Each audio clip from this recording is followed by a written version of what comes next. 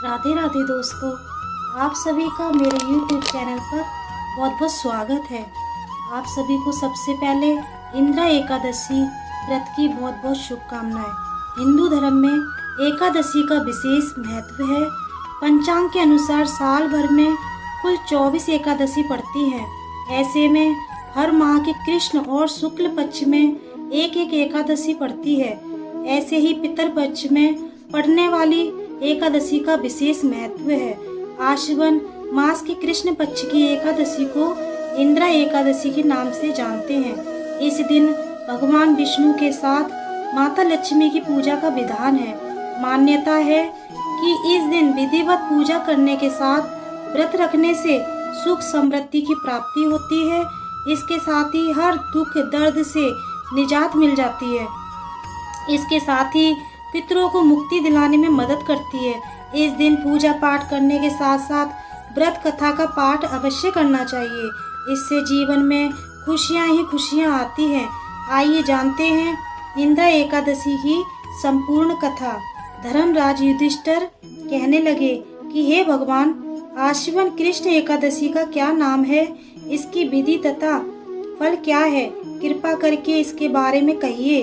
भगवान श्री कृष्ण इस एकादशी की महत्ता बताते हुए कहते हैं कि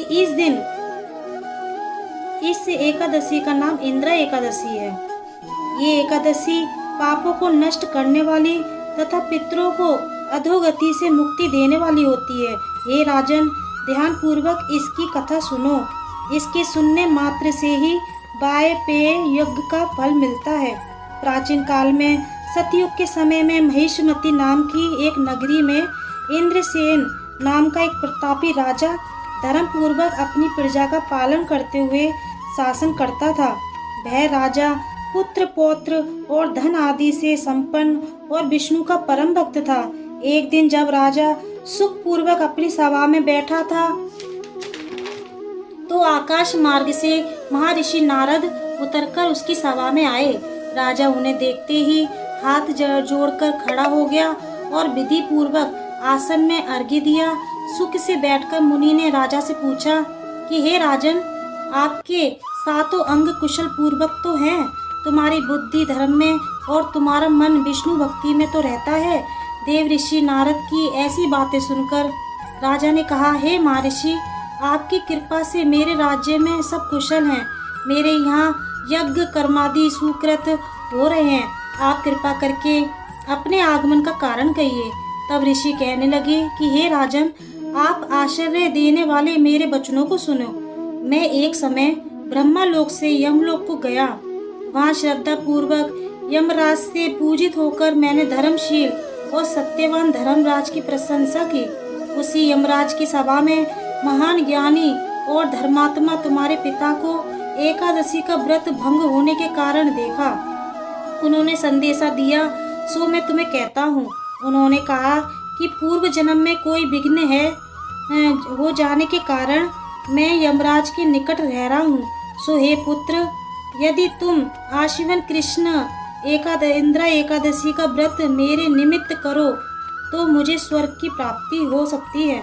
इतना सुनकर राजा कहने लगा कि हे महर्षि, आप इस व्रत की विधि मुझसे कहिए। नारद जी कहने लगे, आश्विन माह की कृष्ण पक्ष की दशमी के दिन प्रातः काल श्रद्धा पूर्वक स्नादि से निवृत्त होकर पुनः दोपहर को नदी आदि में जाकर स्नान करें।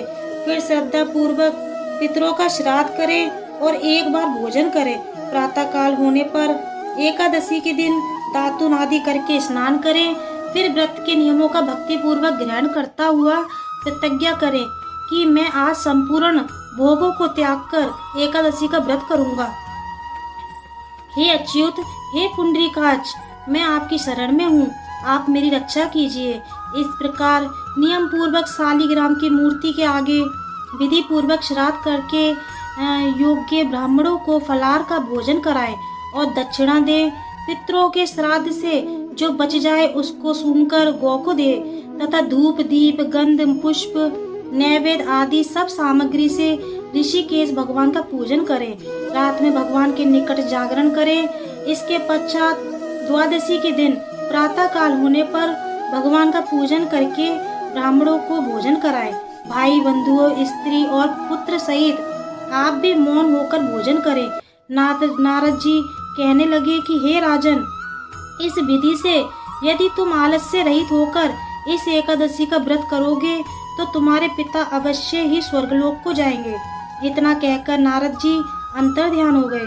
नारद जी के कथानुसार राजा द्वारा अपने बांधवों तथा दासों सहित व्रत करने से आकाश से पुष्प वर्षा हुई और उस राजा का पिता गरुड़ पर चढ़कर विष्णु लोक को गया।